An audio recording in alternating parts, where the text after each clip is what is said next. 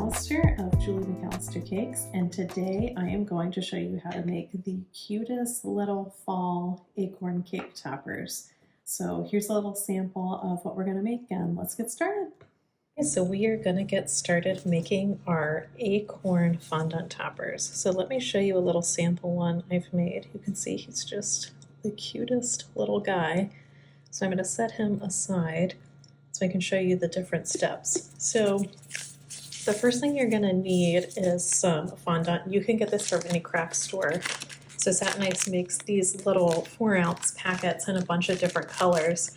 The two colors I'm using are brown, and then this is ivory at the top. So you can buy these pre-colored, which if you've never colored fondant before, I would highly recommend. Or you can do like I do. I buy these giant blocks of white and then I will color them to the different colors I need. So ivory and brown are the two that I'm working with.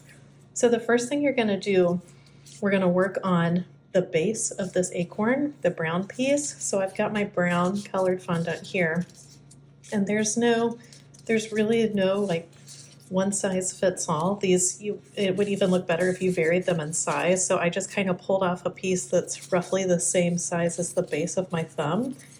And you're just gonna roll it around until you get a nice round ball shape. And then you're gonna take your pincher and thumb finger on your right hand, or you could do this with your left hand if you're left-handed. And I'm very gently rotating with my left hand and then lightly pulling with my right hand. So you can see I'm kind of pulling it to a point shape, but it's still keeping its rounded side on the left side. So just kind of do this till it goes all the way around. I'm going to hold that up close so you can see. It's very subtle, but once these set up to dry, you'll be able to work with them a lot easier. So however many acorn toppers you're making, first thing you're going to want to do is make as many of these bases and then set them aside to dry. Ideally would be overnight, but you could even do for just an hour or so if you're short on time. So I'm going to set this guy aside to dry, and here's a pre-made one that I've already made. And the next thing you're going to do is take your ivory fondant, and then where I took a thumb-sized piece for the base, this is maybe a quarter or a third of that size. So same thing, roll it into a ball shape, and then you're gonna lightly press it down. You're kind of making a flattened disc, and it doesn't have to be exact, but you do want it to be as close to a round circle as you can. And I'm gonna hold it sideways so you can see the thickness here. It's not super thick, but it's also not paper thin.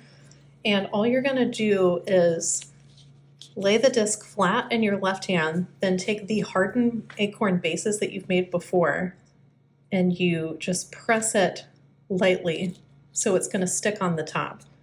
And then just very gently, using your other hand, press it all the way around until it's completely covered and sealed. So then the final thing you're going to want to do is take your secret weapon tool, so this is just some rubber drawer liner. You probably have this laying around your house. You can get this at almost any hardware or craft store. I use this for so many different things. It's one of the most amazing texture tools ever. But so you're going to take the top of your acorn that you just made and very gently press it around into this drawer liner. And then it actually ends up giving you the perfect acorn top texture. I'll hold that closer so you can see it. And then you just have the most adorable little acorn toppers to put on top of your cake. There you go.